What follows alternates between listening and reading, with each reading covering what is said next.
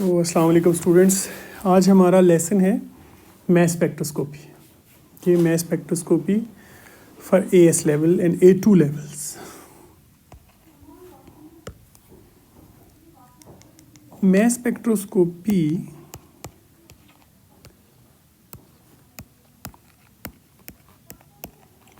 Spectrometry may be the right word,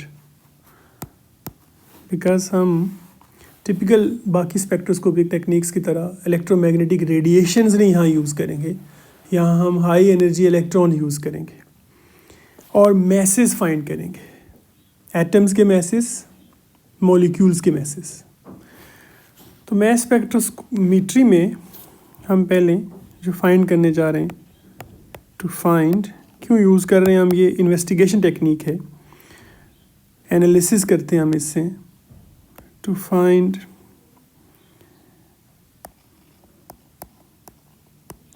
masses of atoms,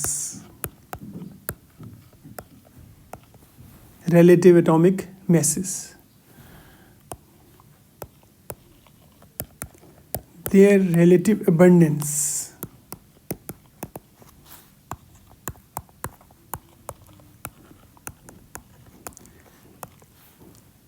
जिसको हम percentage कहेंगे, कि हम उनका रिलेटिव अबंडेंस या परसेंटेज फाइंड करेंगे कि ईच पर्टिकुलर आइसोटोप कितना परसेंट है।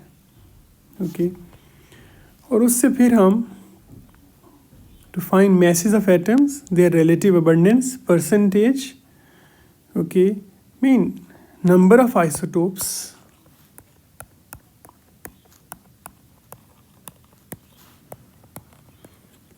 each element has naturally, और इस सारी इंफॉर्मेशन को जॉट डाउन करके हम फाइंड कर सकते हैं average AR, relative atomic mass. And you know that हम एवरेज AR फाइंड करने के लिए, आप O लेवल से लेकर ये जानते हैं, इस फॉर्मूले को आपने अंडरस्टैंड नहीं किया होगा, लेकिन आप जानते हैं कि एवरेज AR फाइंड करने के लिए हमारे पास AR ऑफ आइसोटोप गिवन होता था। यहाँ पे हम देखेंगे वो करते कैसे, AR ऑफ आइसोटोप, कैसे हमने आइसोटोप्स डिटेक्ट किए, into percentage of isotope, then plus हम AR ऑफ आइसोटोप 2 लेंगे into its percentage, and so on, AR of isotope 3 into its percentage over total percentage, total abundance given. Okay, normally it is definitely given 100, but जो भी abundance given हो हम उसको total abundance consider करेंगे। अब generally mass spectrophotometry जो है, mass spectrometry जो है, इसका जो mass spectrometer है, जो एक मशीन है, उसकी वर्किंग आपके सिलेबस में नहीं है, बट आपको ये जानना ज़रूरी है कि हम इसका डाटा कैसे एनालाइज करते हैं, और इसका जो रिज़ल्ट गिवन है, जो टेबुलेशन गिवन है, जो ग्राफ्स गिवन है हमारे पास, जो प्रिंट आउट्स निकलते हैं, हम उनको कैसे यूज़ करके तो relative atomic masses, average isotopic masses और उनकी percentage, number of isotopes etcetera, और molecular masses of organic molecules कैसे फाइंड कर सकते हैं। तो पहले हम रिलेटिव एटॉमिक मैसेज की तरफ अगर जा रहे हैं, तो इट मीन सिंपल टेक्निक इस बात पे बेस करती है कि we are given an element like chlorine. Okay, chlorine तो ऑलरेडी गैसियस फॉर्म में होती है, लेकिन अगर कोई हमें सॉलिड सैंपल होता है तो मैस स्पेक्ट्रोमीटर में हम इसको हीटेड फॉर्म में वेपराइज्ड सैंपल लेते हैं। Vaporise sample mean first it has to be in the form of gas, and then it is bombarded with high energy electrons, while it is bombarded with high energy electrons. Okay, तो electrons जब इनके साथ strike करते हैं, किसके साथ, जो electron present हैं मॉलिक्यूल के अंदर, मोस्टली जो है जो वैलेंस शेल के इलेक्ट्रॉन्स हैं या जो बॉन्डिंग इलेक्ट्रॉन्स हैं, जब उनके साथ स्ट्राइक करते हैं तो नेगेटिव चार्ज नेगेटिव के साथ हाई एनर्जी पे स्ट्राइक करेगा, तो होता है कि उसको नॉकआउट कर दिए एक इलेक्ट्रॉन को, और जब ये इलेक्ट्रॉन नॉकआउट हो जाए, सपोज इस बॉन्डिंग इलेक्ट्रॉन के साथ स्ट्राइक करे, तो एज ए रिज़ल्ट वो इलेक्ट्रॉन आने वाला और ये इलेक्ट्रॉन नॉकआउट होके हमारे पास एक पॉजिटिव आयन बन जाएगा। रिमेंबर, एक इलेक्ट्रॉन कम होने से उसके मैस पे कोई फ़र्क नहीं पड़ा। इलेक्ट्रॉनिक मैस जो है दैट इज़ जस्ट नेग्लिजिबल। हम एटॉमिक मैस निकालते हुए 1/1837 ऑफ प्रोटॉन है तो हम उसको नेगलेक्ट करते हैं, इग्नोर करते हैं। तो हमारे पास एक क्लोरीन का पॉजिटिव आयन बन गया है, पॉजिटिव आयन। ओके, हम इसके पॉजिटिव आयन जो है वो कंसीडर कह रहे हैं। और इसकी एक इलेक्ट्रॉन नॉकआउट हुआ है। जनरली हमारी मशीन भी इक्विप्ड है कि वो जस्ट 1 पॉजिटिव चार्ज को ही डिटेक्ट करेगी, चार्ज डिटेक्टर जो इसका होगा। तो क्या कॉन्सेप्ट क्या है, क्या आइडिया है कि अगर एक सब्सटेंस सॉलिड में है तो हम इसे लिक्विफाई करके गैसियस फॉर्म में करके इलेक्ट्रॉन बम्बार्डमेंट करेंगे। ऑलरेडी अगर वो गैसियस फॉर्म में है तो उस पर इलेक्ट्रॉन बम्बार्डमेंट की, एंड बाय चांस उसके जो वैलेंशियल इलेक्ट्रॉन्स हैं या बॉन्डिंग इलेक्ट्रॉन्स हैं वो नॉकआउट होते हैं और हमारे पास पॉजिटिव आयंस बनते हैं। ओके, लेकिन यहाँ ज़रूरी नहीं है कि ये बॉन्डिंग इलेक्ट्रॉन ही जाए। ये भी हो सकता है कि chlorine molecule as a whole जो है Cl2 की फॉर्म में है और उस पर जब इलेक्ट्रॉन बम्बार्डमेंट हुई है तो कोई एक इलेक्ट्रॉन जो वैलेंशियल्स हैं, जो आपके लॉन पेयर्स पड़े हुए हैं, 3 लॉन पेयर्स होते हैं, वो आने वाले इलेक्ट्रॉन के साथ कोलिजन करके चला गया और इन दी एंड 2 इलेक्ट्रॉन्स, एक आने वाला और एक ये गए, तो हमारे पास पूरे का पूरा आयन बन जाए क्लोरीन का, और उसको हम Cl2 1+ या मोलिकुलर आयन भी कंसीडर कर सकते हैं, Cl2 1+ आयन। तो इट मीन मैस स्पेक्ट्रोस्कोपी का जो बेसिक प्रिंसिपल क्या है कि electrons are being bombarded at the substances under investigation and then we expect that they knock out some electron and turn them into ions. Machine is equipped to detect one positive ion and these positive ions जो हैं, ये जो positive ions हैं, इन positive ions को आगे एक magnetic field है, strong magnetic field, जो इनको attract करती है और इनको throw करती है एक detector के ऊपर। और जो detector है वो इनकी चार्ज टू मैस रेशो, जो डिटेक्टर है इनकी मैस टू चार्ज रेशो के अकॉर्डिंग इनको सिलेक्ट करता है। जो भी एक यूनिपॉजिटिव आयन वहाँ जाके एक सर्टेन मैस का जाके वहाँ पे टिकल करता है तो उसके अकॉर्डिंग डिटेक्टर उसको आइडेंटिफाई करता है कि कितने मैस का है। बिकॉज चार्ज तो 1+ है तो जो मैस रिकॉर्ड होगा वो बेसिकली मैस ही रिकॉर्ड होगा। हम इसको मैस टू चार्ज रेशो कहते हैं। एंड एज आई सेड कि it is basically designed as 1+ charged को डिटेक्ट करने के लिए। तो हमारे पास यूनिपॉजिटिव आयंस जो हैं वो मोलिकुलर आयंस हों या वो किसी एलिमेंट के एटम ब्रेकअप होके फ्रेगमेंटेशन होके आ रहे हों, वो हमारे पास चार्ज डिटेक्टर में जाते हैं और डिटेक्टर फिर उनका मैस टू चार्ज रेशो के अकॉर्डिंग, स्पेसिफाइड मैस के अकॉर्डिंग उनको डिटेक्ट करता है और डिटेक्ट करने के बाद जो है आगे रिकॉर्डर होता है जिसमें वो रिकॉर्ड हो जाते हैं।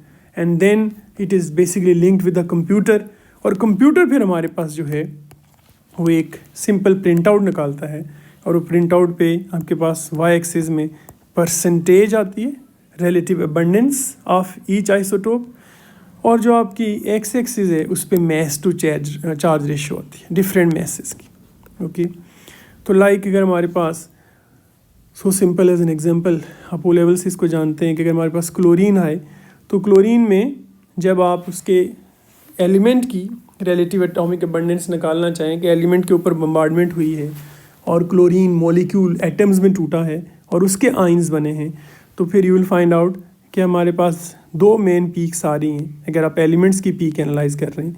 And one peak is at chlorine 35 mass to charge ratio, 1 positive है तो 35 पे एक पीक है, और दूसरी पीक 2 यूनिट्स आगे 37 पे होगी।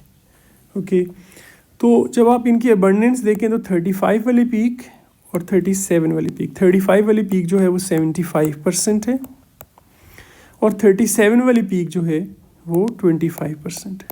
हमें एक तो इन्फॉर्मेशन मिल गई कि chlorine actually is not containing only 100% similar kind of atoms, rather chlorine as an element has isotopes and there are 2 isotopes present। और फिर इतनी इन्फॉर्मेशन मिल गई कि these isotopes are in a percentage of 75 and 25.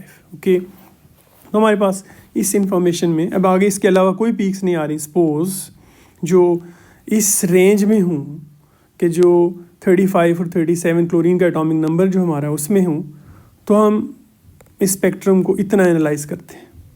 और जब इसको इतना analyse करते हैं तो यू विल फाइंड आउट कि हमारे पास एवरेज AR निकालने के लिए एनफ इंफॉर्मेशन है। And we know that atomic mass, relative isotopic mass multiplied with its abundance 75 plus relative isotopic mass of isotope 2 into its abundance 25/100। तो हमारे पास डेटा बुकलेट में include करने के लिए क्लोरीन का जो मैस आता है जिसको आप यूज़ कर रहे हैं that is 35.5। Okay, right from O levels आपसे सोडियम क्लोराइड का मैस पूछे तो 58.5 कहते हैं बिकॉज क्लोरीन इज़ 35.5। तो किसी भी एलिमेंट के लिए डिपेंड करेगा कि उसके कितने आइसोटोप्स हैं और आप उसकी एटॉमिक मैसेस की जो आपके पास एटॉमिक मैस की इंफॉर्मेशन है उसके अकॉर्डिंग उन पीक्स को आप सिलेक्ट करते हैं और रिलेटिव एटॉमिक मैसेस की आप अबंडेंस देखते हैं and then you find out an average AR। Okay, so एक तो that is something in your syllabus. और नॉर्मली आपको जब इसके रिलेटेड मोल्स क्वेश्चंस आते हैं, कैलकुलेशन क्वेश्चंस आते हैं, तो समटाइम किसी की अबंडेंस नहीं दी होगी, किसी की एटॉमिक मैस नहीं दिया होगा या एवरेज AR दिया हुआ है और some parts are missing, but using the formula you can definitely calculate कि रिलेटिव एटॉमिक अबंडेंस भी निकाल सकते हैं, आइसोटोपिक अबंडेंस भी निकाल सकते हैं और रिलेटिव एटॉमिक मैस भी किसी आइसोटोप्स का निकाल सकते हैं using the X। Okay, so एक तो ये है।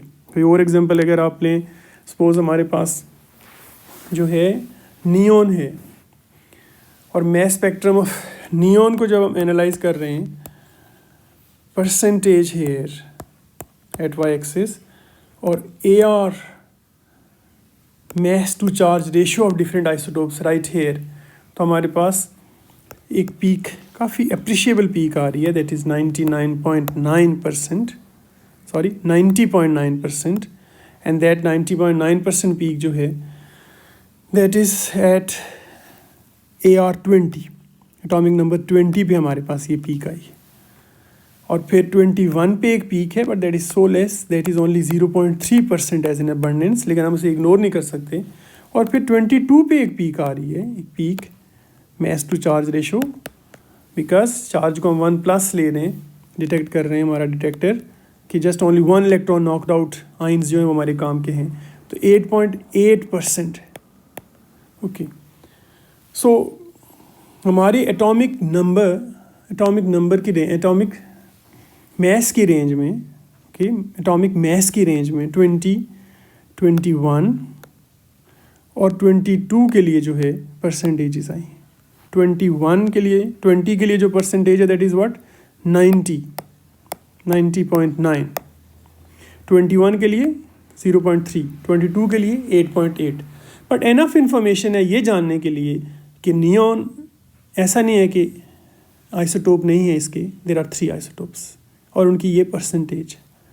और फिर आप वैसे ही फार्मूला यूज़ करके आप इसका भी एवरेज AR निकालते हैं नियॉन का। ओके, और सेम फार्मूला यूज़ करते हैं कि 20 इंटू 90.9 प्लस 21 इंटू 0.3, हर आइसोटोपिक अबंडेंस इंपॉर्टेंट है हमारे लिए, 22 into 8.8। Okay, so divided by 100 and we get the data as 20.2। तो relative atomic masses जो हैं, relative atomic masses और average relative atomic masses हम exact find करते हैं, जिनको हम किस में डाटा बुक में पब्लिश करते हैं और हम इससे मोलिकुलर मैसेज निकालने के लिए सम ऑफ एटॉमिक मैसेज लेते हैं। ओके, जब आप ये हम नॉर्मली लो रेजोल्यूशन अगर isotopic low resolution mass spectrometry कर रहे हैं, but most machines nowadays are high resolution mass spectrophotometers. और हाई रेजोल्यूशन मैस स्पेक्ट्रोफोटोमीटर्स जो हैं वो हाई रेजोल्यूशन मीन बड़ी प्रिसीशन और एक्यूरेसी से आपको पॉइंट्स में एटॉमिक मैसेज दे देती हैं। लाइक ऑक्सीजन का हमारे पास जो फाइनल एवरेज मैस आएगा using all it's isotopes that should be 15.995, और सल्फ़र का जो आएगा दैट इज़ जो सल्फ़र 32 हम नॉर्मली लेते हैं, ऑक्सीजन हम 16 लेते हैं, but exact mass is 31.972. Okay, so it mean अगर इतने एक्यूरेट मैसेज हमारे पास, इनको हम एवरेज कंसिडर करके लिया होता है, लेकिन अगर इतने एक्यूरेट मैसेज हमारा मैस स्पेक्ट्रोफोटोमीटर ले रहा है तो हमारे पास किसी मॉलिक्यूल्स में टाई पड़ रही हो कि ये SO2 है या S2 है, बिकॉज जनरली देखें तो दोनों का 32 × 32 64 एंड 64 बनेगा, क्योंकि सल्फर का 32 है तो एटॉमिक मैस की बात कर रहे हैं हम, एटॉमिक नंबर जो इसका 16 होता है। तो नॉर्मली एक सिंपल रेजोल्यूशन पे 64 आपके लिए डिफ्रेंशिएट करना मुश्किल होगा, लेकिन अगर आपके पास हाई रेजोल्यूशन मैस स्पेक्ट्रोफोटोमेट्री की फैसिलिटी है तो यू विल फाइंड आउट कि because of that precision and accuracy taken by high resolution spectrometer, mass spectrometer, आप डिफ्रेंशिएट कर पाएंगे कि ये बेसिकली जो है SO2 कौन सा है और S2 कौन सा है। Okay, so very handy technique जिससे हम ये फाइंड कर सकते हैं। फिर बेसिकली मैंने कहा कि mass spectrophotometry masses of organic molecules के लिए यूज़ होती है, मैसेज ऑफ ऑर्गेनिक मॉलिक्यूल्स के लिए। और हम डिफरेंट जो स्पेक्ट्रोस्कोपिक टेक्निक्स यूज़ करते हैं, like nuclear magnetic resonance spectroscopy या इंफ्रारेड स्पेक्ट्रोस्कोपी, तो हम मैस स्पेक्ट्रोमीट्री के साथ कंपेयर करके सारे टेस्ट की रिपोर्ट लेके किसी एक मॉलिक्यूल को स्टैम्प कर लेते हैं कि सपोज ये एथेनॉल है, कि उसकी इनिशियल इन्फॉर्मेशन शायद इंफ्रारेड स्पेक्ट्रोस्कोपी दे के उसका फंक्शनल ग्रुप कंफर्म कर दे, और मैस जो उसकी न्यूक्लियर मैग्नेटिक रेजोनेंस स्पेक्ट्रोस्कोपी है वो उसका सारा मॉलिक्यूलर स्ट्रक्चर आपको जॉट डाउन करके दे ले। फिर भी आपको अगर डाउट हो तो आप मैस स्पेक्ट्रोमीट्री करते हैं और डेफिनेटली सारे टेस्ट कंफर्म करते हैं आप। और जब हम मैस स्पेक्ट्रोमीट्री करते हैं तो आपको कंफर्म हो जाता है कि इसका अगर मैस ये आ रहा है और IR ने भी ये रिपोर्ट दी थी और NMR ने भी ये रिपोर्ट दी है, तो इट मीन हमारा ये मॉलिक्यूल का काफ़ी हद तक it is almost confirm. Okay, so identification of organic molecules. तो हम ऑर्गेनिक मॉलिक्यूल्स को, बेसिक कॉन्सेप्ट इस टॉपिक में आपका क्लियर होगा कि ऑर्गेनिक मॉलिक्यूल को हम किस तरह कंफर्म करते हैं, आइडेंटिफाई करते हैं। ऑर्गेनिक मॉलिक्यूल्स को भी जैसे हमने एलिमेंट के ऊपर हाई एनर्जी इलेक्ट्रॉन्स की बम्बार्डमेंट की है, और इसी तरह हम ऑर्गेनिक मॉलिक्यूल के ऊपर भी हाई एनर्जी इलेक्ट्रॉन बम्बार्ड करेंगे और हम मैस स्पेक्ट्रोफोटोमेट्री का रिज़ल्ट यूज़ करेंगे। जैसे मैंने यहाँ कहा था कि आप क्लोरीन में ऐसा हो सकता है कि क्लोरीन में जो उसका मॉलिक्यूल है वो ब्रेक डाउन ना करे और chlorine as a whole molecule survive कर जाए और उसका एक इलेक्ट्रॉन लॉस हो जाए तो मॉलिक्यूलर आयन पीक्स आएंगी। तो इसका मतलब ये है कि उसके बाद जो पीक आएगी वो Cl2 1+ की होगी। तो Cl2 1+ में वेरिएशंस आएंगी कि Cl2 में 35 37 भी हो सकता है, 37 35 35 35 भी हो सकता है, 37 37 भी हो सकता है। तो इट मीन हमारे पास जो है 72 74 एट्सेट्रा पे हमारे पास पीक्स आएंगी। 35 35 की 70 पे आएगी, 72 पे 74 पे आ जाएगी अगर दोनों 37 हों। तो मीन मॉलिक्यूलर आयन की भी पीक्स हम डिटेक्ट कर सकते हैं। ओके, वो जस्ट एक कन्फर्मेटरी स्टेप होगा किसी रिसर्च के अंदर कि क्लोरीन ही अंडर इन्वेस्टिगेशन है, अदरवाइज एटॉमिक मैसेज के लिए हम यूज़ कर रहे हैं उसको for that purpose of finding out that how many isotopes are there और कितनी हम उसकी यूज़ करके एवरेज फाइंड कर सकते हैं। हाँ, मैसेज ऑफ ऑर्गेनिक मॉलिक्यूल्स के लिए हमारे पास कोई अगर ऑर्गेनिक मॉलिक्यूल अंडर स्टडी है तो उसके ऊपर किसी ऑर्गेनिक मॉलिक्यूल पे हम इलेक्ट्रॉन बम्बार्ड करते हैं, लाइक दिस इज प्रोपानोन।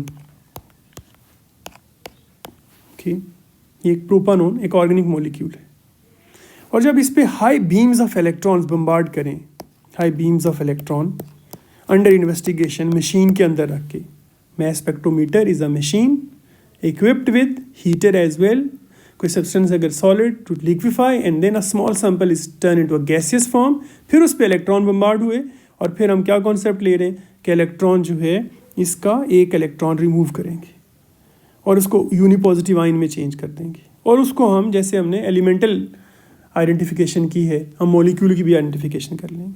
लेकिन इसके साथ जाहिर है हम इस चीज़ को ये भी देखते हैं कि ऐसा नहीं है कि सिर्फ एक ही इलेक्ट्रॉन जाएगा, कुछ मॉलिक्यूल्स जो होंगे डिफरेंट पॉइंट्स पे उनके बम्बार्डमेंट हो रही है, वी कॉन्ट स्टॉप दैट।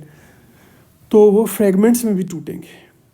लेकिन हम उन फ्रेगमेंट्स को भी knowing the structure of the organic molecule already and comparing it with the data present already in the computer, हम इनका एक नॉन स्पेक्ट्रम के साथ कंपैरिजन करके भी, जिसको आप finger printing of the organic molecule कहते हैं, तो हम डेटाबेस ऑलरेडी जो हमारे पास है उसके साथ भी कंपेयर करके फिंगर प्रिंटिंग करके ऑर्गेनिक मॉलिक्यूल्स की आइडेंटिफिकेशन कर सकते हैं। ओके, और करते हैं, डेफिनेटली डेटा ऑलरेडी होता है।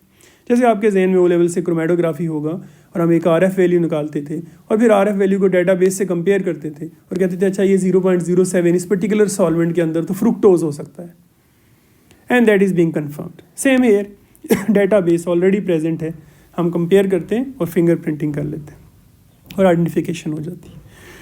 तो जनरली हम अपने टॉपिक की तरफ वापस आएँ, तो जब आप इस पे इलेक्ट्रॉन बम्बार्ड करते हैं सपोज प्रोपानोन के ऊपर, तो you will find out that bombarded electron जो हैं, हम इसको दोबारा से ड्रॉ करते हैं। हमारे पास प्रोपानोन है, तो जब आप इलेक्ट्रॉन बम्बार्ड करते हैं डिफरेंट पोजीशंस पे इलेक्ट्रॉन्स पड़ेंगे आके, हाई एनर्जी इलेक्ट्रॉन्स, और पर्पस ये है कि वो कुछ ऑलरेडी जो इलेक्ट्रॉन हैं हमारे मॉलिक्यूल में वैलेंस शेल में, या बॉन्डिंग इलेक्ट्रॉन्स जो हैं, दीज इलेक्ट्रॉन्स इनके साथ स्ट्राइक करेंगे और वहाँ पे फ्रेगमेंटेशन होगी या पूरा मॉलिक्यूल भी इंटैक्ट रह सकता है। तो जब यहाँ पे हाई इलेक्ट्रॉन बम्बार्ड करते हैं बेसिकली, तो डिफरेंट पॉइंट्स पे ये टूट सकता है। सपोज एक इलेक्ट्रॉन यहाँ से आ रहा है और इस इलेक्ट्रॉन के साथ स्ट्राइक कर रहा है, तो इसका ये इलेक्ट्रॉन भी चला जाता है और आने वाला इलेक्ट्रॉन तो जा ही रहा है, तो हमारे पास एक जो फ्रेगमेंट बनेगा वो CH3+ का बन जाएगा। अब आप इसका मैस निकालें तो कार्बन का मैस 12 है और हाइड्रोजन का मैस 1 का 1, 3 का 3 + 3, तो इट मीन जो हमारे पास मैस टू चार्ज रेशो का प्रिंट आउट होगा 15 के ऊपर भी एक फ्रेगमेंट होगा, और हम उसको रिलेट करेंगे कि अच्छा यहाँ पे इलेक्ट्रॉन स्ट्राइक किया होगा, because already we have the structure in the mind. Okay, organic molecule का स्ट्रक्चर इन द माइंड है, हम मॉलिक्यूलर मैस इसका कंफर्म करने चाह रहे हैं। ओके, उसके बाद किसी जगह पे ये हो सकता है कि ये वाला इलेक्ट्रॉन नॉकआउट हो जाए और हमारे पास जो फ्रेगमेंट बचे वो CH3CO का हो। ऑक्सीजन के ऊपर से भी इलेक्ट्रॉन नॉकआउट हो सकता है, उसके पास भी लॉन पेयर्स हैं, लेकिन उससे मॉलिक्यूल फ्रेगमेंट नहीं होगा। फ्रेगमेंट कब होगा? जब इसका कार्बन कार्बन का बॉन्ड जो है उसका वो टूटेगा, और एक इलेक्ट्रॉन जो है कार्बन का जो इलेक्ट्रॉन है, ये जो कार्बन का इलेक्ट्रॉन है ये बेसिकली आने वाले इलेक्ट्रॉन के साथ कोलिजन में इन्वॉल्व हो गया और टक्कर खा के निकल गया, तो हमारे पास जो है CH3CO का फ्रेगमेंट आ गया। अब अगर यहाँ पे आप मैस निकालें तो कार्बन 12 है, 3 15 है, और फिर 24 25 26 27 और 16 ऑक्सीजन का, देन इट मीन हमारे पास 43 के ऊपर भी एक पीक आएगी। तो मीन 43 के ऊपर भी एक पीक होगी, और हम उसे रिलेट करेंगे जब स्पेक्ट्रम एनालिसिस करेंगे, फ्रेगमेंटेशन एनालिसिस करेंगे, कंफर्मेशन करना चाहेंगे कि ये इसी ऑर्गेनिक मॉलिक्यूल की बॉडी है जो अंडर इन्वेस्टिगेशन है, तो आपको ये एक्सपेक्टेड पीक्स आएंगी। आप पहले भी एक्सपेक्टेड पीक्स एनालाइज कर सकते हैं। मोस्ट एक्सपेक्टेड पीक्स ये होती हैं कि carbon carbon, carbon oxygen, carbon nitrogen, single bonds normally जो हैं वो टूटते हैं, ब्रेक डाउन करते हैं। ओके, तो हमारे पास, और फिर ये भी हो सकता है कि कोई प्रोपानोन का एक मॉलिक्यूल जो है, सम लकी मॉलिक्यूल्स ऐसे होंगे कि जिनमें उनका कोई बॉन्डिंग इलेक्ट्रॉन नहीं टूटेगा, उनकी बॉडी इंटैक्ट रहेगी, और इलेक्ट्रॉन जब उन पर बम्बार्ड कर रहे हैं तो यू विल फाइंड आउट कि कोई वैलेंस शेल का इलेक्ट्रॉन चला गया, तो हमारे पास पूरे मॉलिक्यूलर आइन का जो है एक पॉजिटिव आइन बन जाएगा, और मैस स्पेक्ट्रोफोटोमीटर उसकी जो पीक लेगा वो highest mass to charge ratio पे होगी, highest mass to charge ratio. ज़ाहिर प्रोपानोन का मैस अगर 58 है तो इट मीन हमारी जो पीक होगी वो highest mass to charge ratio जो है उस पर आएगी, and that peak will be the molecular ion peak. हम अगर यहाँ लिखें कि किस तरह से हम मॉलिक्यूलर मैसेज निकालते हैं, molecular ion peak that is mass to charge ratio at highest level, appreciable peak, appreciable peak.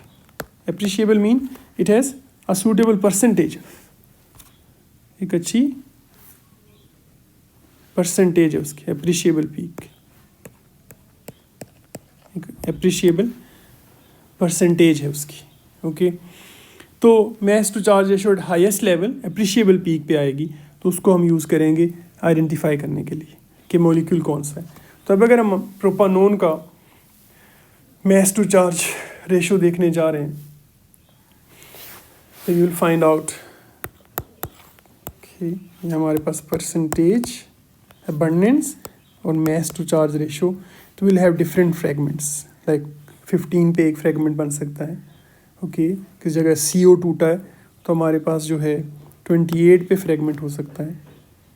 Okay, और हमारे पास 43 पे एक फ्रेगमेंट हो सकता है. That is because of Ca3CO. हमारे पास जो है 6 Ca3 प्लस पे हो सकता है. CO नहीं होगा यहाँ पे. नॉर्मली कॉमन में हमारे पास क्योंकि C डबल बॉन्ड O है तो वहाँ चांस नहीं है उसके बनने का, हमारे पास फ्रेगमेंट के बनने का. तो डिफरेंट फ्रेगमेंट्स हमारे पास आएंगे, लेकिन highest mass to charge ratio पे जो आ रहा है दैट इज़ लाइक Ca3, जो हमारे पास मोलिकुलर आयन की पीक है that is Ca3 twice CO.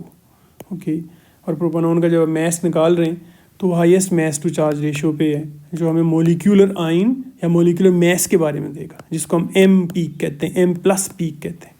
Okay, that is molecular ion peak basically for mass spectrophotometry किसी भी चीज़ के लिए. हमारे पास अगर कोई और ऑर्गेनिक मॉलिक्यूल है लाइक एथेनोइक एसिड है,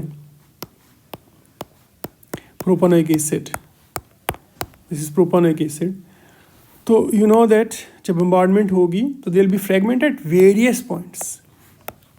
तो आप जब उसकी एनालिसिस करेंगे एक सूटेबल सैंपल को, जब एक सूटेबल आपके पास एक रीडेबल प्रिंट आउट आएगा और फिर आप देखेंगे कि Ca3 पे एक Ca3 प्लस पे एक पीक होगी, Ca3CH2 पे एक पीक होगी, Ca3CH2CO पे पीक होगी, Ca3COO पे एक पीक हो सकती है, और फिर एक पीक जो आएगी उसमें हमारे पास पूरा एथेनोइक एसिड का मॉलिक्यूल एज सच होगा, अप्रिशिएबल पीक होगी, because there will be many molecule that will survive, और कोई एक लॉन पेयर का एक इलेक्ट्रॉन नॉकआउट हो जाएगा, तो हमारे पास ये जो पीक आएगी वो M प्लस की पीक होगी. एंड मोस्ट इंपॉर्टेंट इन्फॉर्मेशन हमें क्या देगी ये कि हमारे पास मोलिकुलर मैस कंफर्म हो जाएगा. ओके, और हम मोलिकुलर मैसेस निकाल सकेंगे. यहाँ पे भी जब हम हाई रेजोल्यूशन मैस स्पेक्ट्रोफोटोमीट्री करते हैं, हाई रेजोल्यूशन मैस स्पेक्ट्रोफोटोमीट्री, तो आपको पता है हाई रेजोल्यूशन बिल्कुल पॉइंट्स में आपको पीक्स दे देती हैं. तो अगर हमारे पास कुछ मॉलिक्यूल्स हों इस तरह के लाइक C2H7N और Ca3NO, ऐसे मॉलिक्यूल्स हैं, और नॉर्मली इनका मॉलिक्यूलर मैस अगर लो रेजोल्यूशन पे देखें तो 45 आता है, लेकिन जब आप हाई रेजोल्यूशन पे करेंगे तो यू विल फाइंड आउट कि इन पॉइंट्स जो है आप उसे डिफ्रेंशिएट कर सकेंगे. ओके, टिल 4-5 सिग्निफिकेंट फिगर जो है ना आपको ये इन्फॉर्मेशन दे देगा और आप उसे कंफर्म कर लेंगे.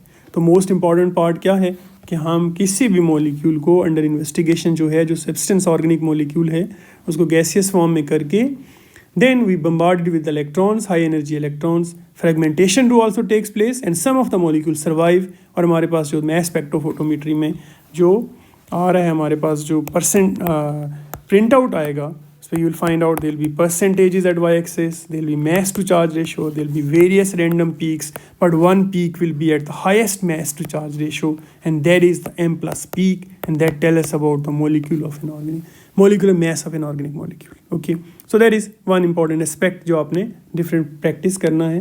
M plus peak find करना, highest mass to charge ratio पे, that is very easy.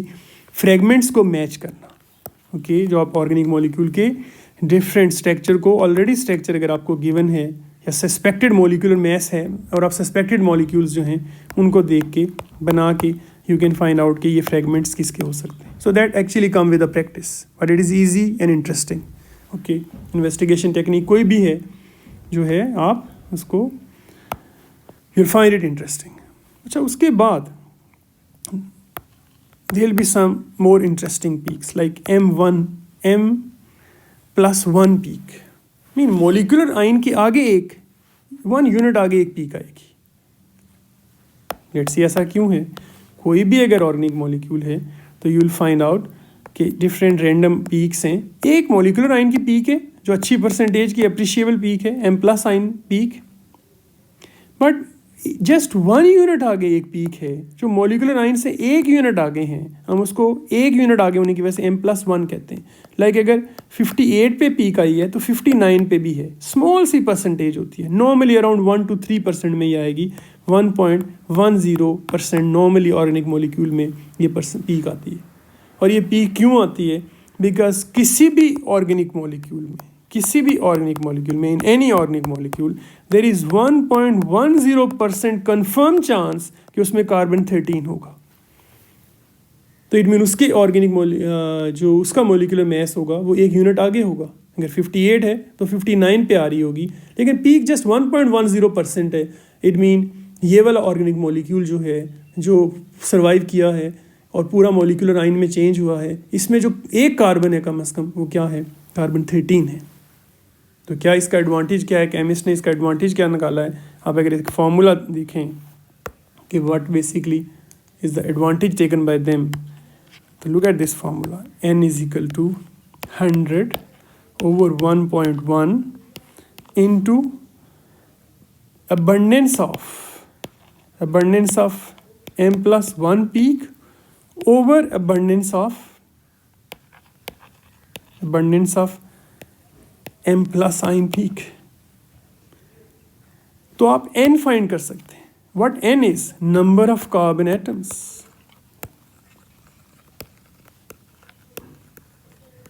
कि मैस स्पेक्ट्रोमेट्री आपको सिर्फ मॉलिक्यूलर मैस ही नहीं दे रही, बल्कि कुछ और इन्फॉर्मेशन भी दे देगी कि उसमें नंबर ऑफ कार्बन एटम्स कितने हैं। अगर ये ऑर्गेनिक मॉलिक्यूल है, number of carbon atoms per molecule, you reach very close to the detection. Because आप उसके बाद nuclear magnetic resonance spectroscopy NMR भी करते हैं, IR आपने पहले की हुई है, तो it mean number of carbon atoms का काफ़ी आपको आइडिया हो गया। ओके, सपोज कोई एग्जांपल लें, आपकी बुक में एक एग्जांपल लिखी हुई है कि एक अननोन कंपाउंड X है और उसकी जो M+ की अबंडेंस है वो 54.5% है।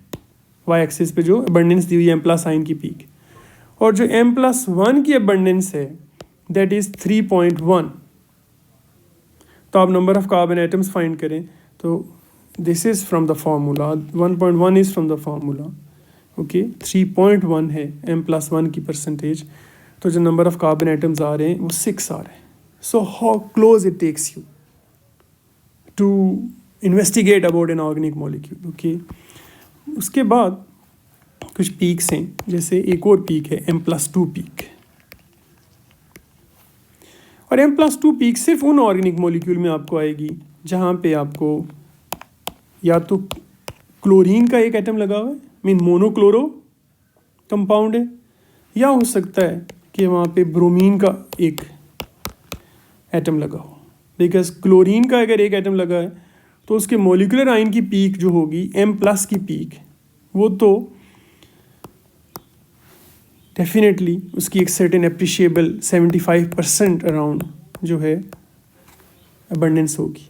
लेकिन क्योंकि क्लोरीन 37 भी 25% होता है, तो इट मीन जस्ट 2 यूनिट्स आ गए, M+1 से 1 यूनिट और आ गए, M+2 पे भी एक पीक आएगी और उसकी जो अबंडेंस होगी वो 25% होगी।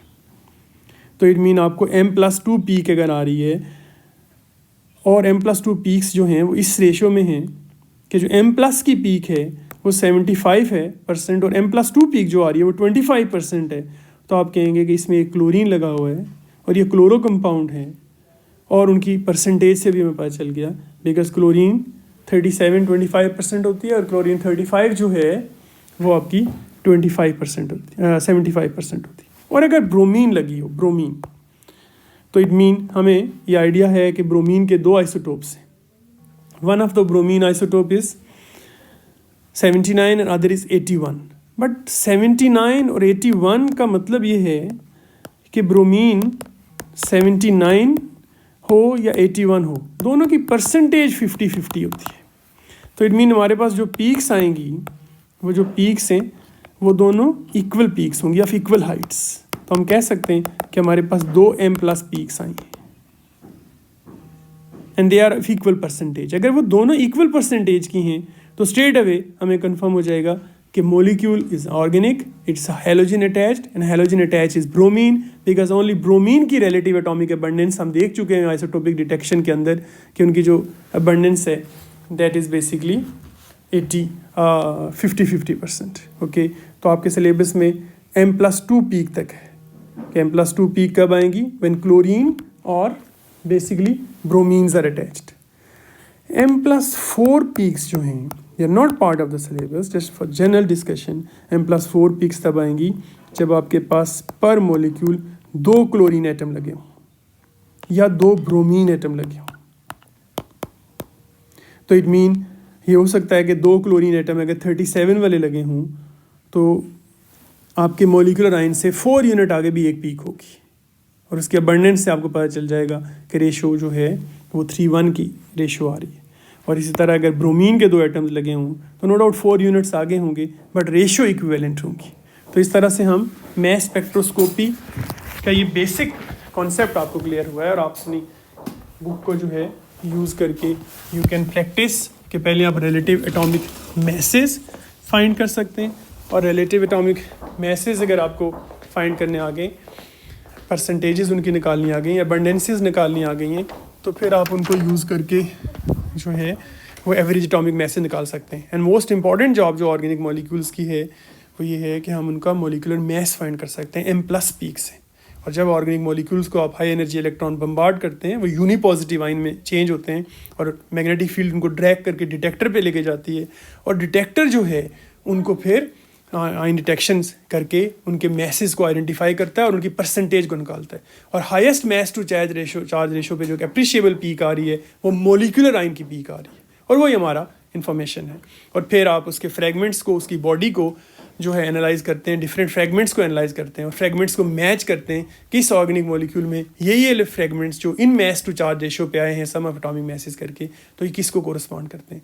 और फिर आप हाई रेजोल्यूशन मैस स्पेक्ट्रोफोटोमेट्री जब करते हैं, प्रिसिशन के साथ, एक्यूरेसी के साथ जब एटॉमिक मैसेज आप आइडेंटिफाई कर लेते हैं, आती है मशीन बताती है आपको पॉइंट्स में, तो आप 2 जिनमें टाई पड़ रही है ऑर्गेनिक मॉलिक्यूल उनको फाइंड कर सकते हैं।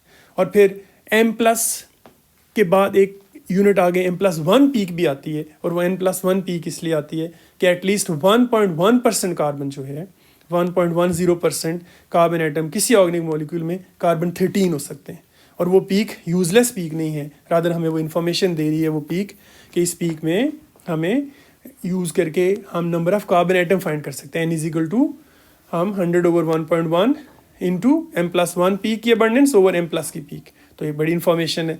M+2 पीक्स जो हैं वो हमें बताती हैं कि क्लोरीन एटम अगर लगे हैं या ब्रोमीन लगे हैं तो ज़ाहिर है M+ के आगे भी 2 यूनिट्स आगे क्लोरीन 37 हो सकती है या ब्रोमीन 81 हो सकती है।